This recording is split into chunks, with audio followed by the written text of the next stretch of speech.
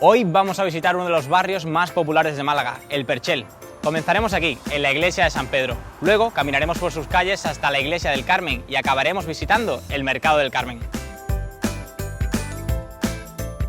La iglesia de San Pedro data de 1629 y fue un proyecto original de Pedro Díaz Palacios, maestro mayor de la catedral por aquel entonces.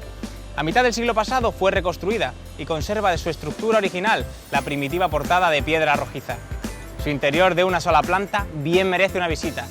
Actualmente alberga la Cofradía de la Expiración y muchos de sus enseres.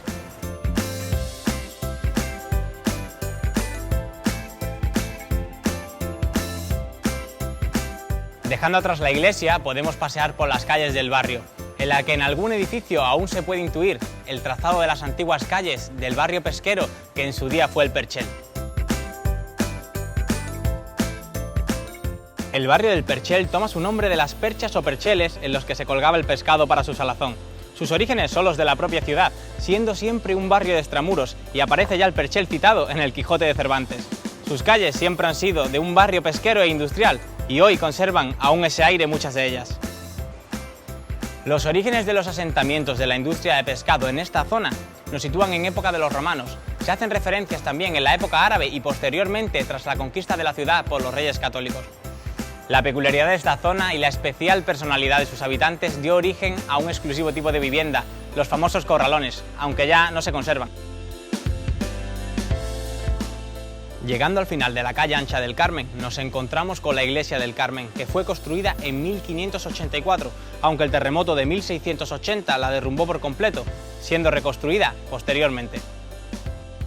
Junto a la iglesia se encuentra la Casa Hermandad de la Cofradía de la Misericordia, donde podréis contemplar los tronos del popular chiquito Jesús el Nazareno y la Virgen del Gran Poder.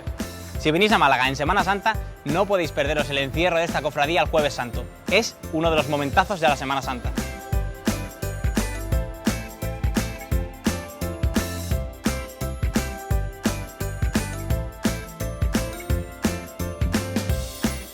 Al lado de la iglesia se encuentra el Mercado del Carmen. Como veis, es un barrio muy marinero, un buen sitio para pasear, para comprar un buen pescado o para tomar una cerveza con una tapita.